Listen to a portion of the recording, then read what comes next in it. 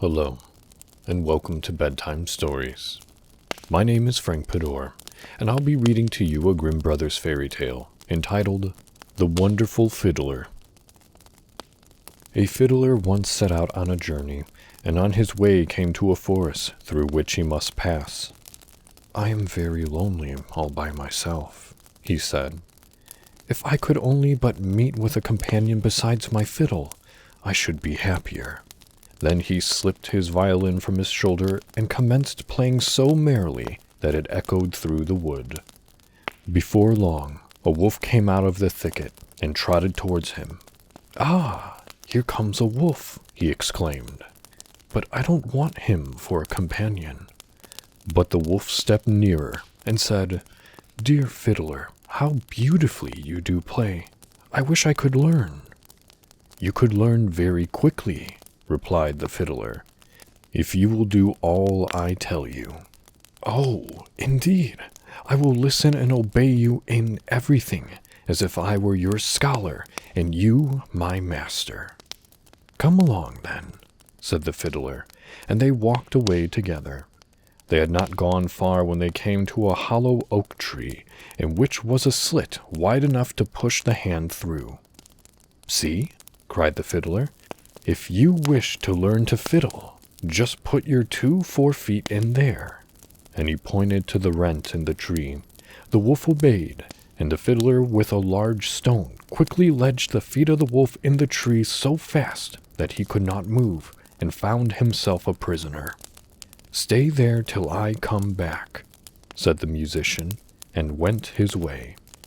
After wandering on for some distance, he began to murmur to himself, "I am still all alone in the wood.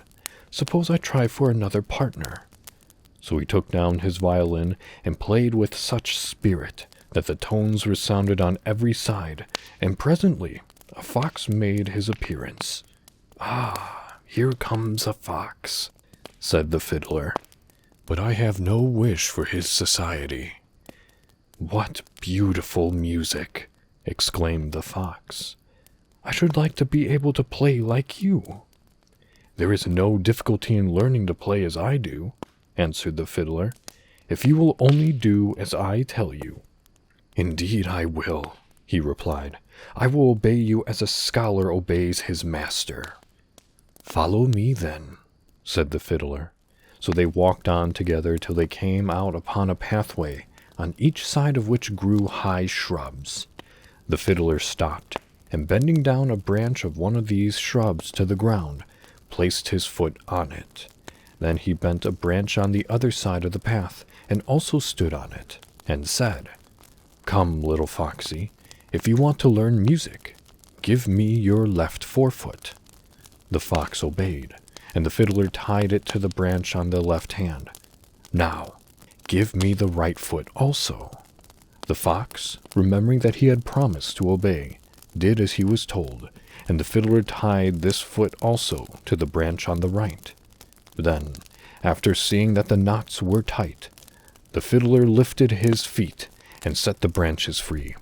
Up they sprang, carrying the fox with them suspended across the pathway from the boughs, and kicking as he hung.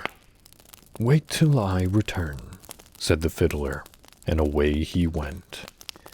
After a while, he began again to feel lonely, and taking down his violin began to play with as much energy as ever, yet muttering all the while, "Oh, if I only had a companion!" In a few minutes, a hare appeared in his path. "Here comes a hare," cried the fiddler. "I don't want him as a companion."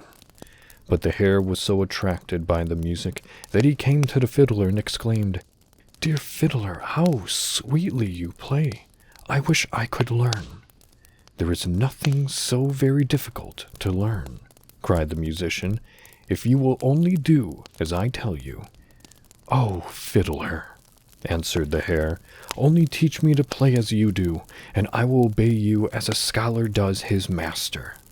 So they walked on together for some distance, till they came to a clear place in the wood, where an aspen tree grew. The fiddler then took a long string from his pocket, and tying one end loosely round the hare's neck, fastened the other end to the tree, and said to him, "Brisk little hare, now do as I tell you. Run 20 times round that tree." The hare obeyed, and by the time she had made 20 runs, the string was so firmly wound round the stem that she could not move without cutting her soft neck with the string. And so the fiddler left his third prisoner, saying, "Stay there till I come," and went his way. In the meantime, the wolf had struggled hard to release his feet from the stone, and was hurting himself very much. He succeeded at last, however, and then, full of anger and rage, hastened after the fiddler, determined to tear him in pieces.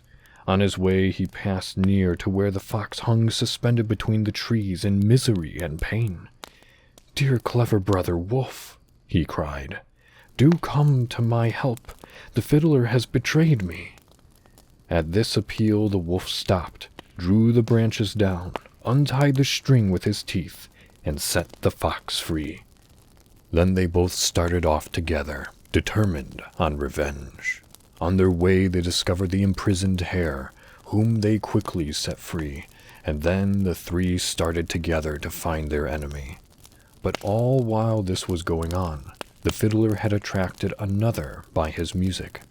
The tones of the violin reached the ears of a poor woodcutter, who was obliged against his will to leave off work, and taking his axe under his arm, he went to meet the fiddler. "At last, here comes the right companion for me," he cried. "It was men I wanted, not wild beasts." But while he played his sweetest notes to please the poor woodcutter, who listened as if bewitched to the sounds, up came the wolf, the fox, and the hare, with their wicked intentions visible in their eyes. At this, the new friend placed himself before the musician, and raising his glittering axe, exclaimed, "If you attempt to harm him, take care of yourselves. That's all. You have me to deal with now." At this, the animals in alarm ran back into the wood, and the woodman took the fiddler home to his cottage, and remained his friend ever after. That was a Grimm Brothers fairy tale entitled The Wonderful Fiddler. Thank you for listening. Good night, and sweet dreams.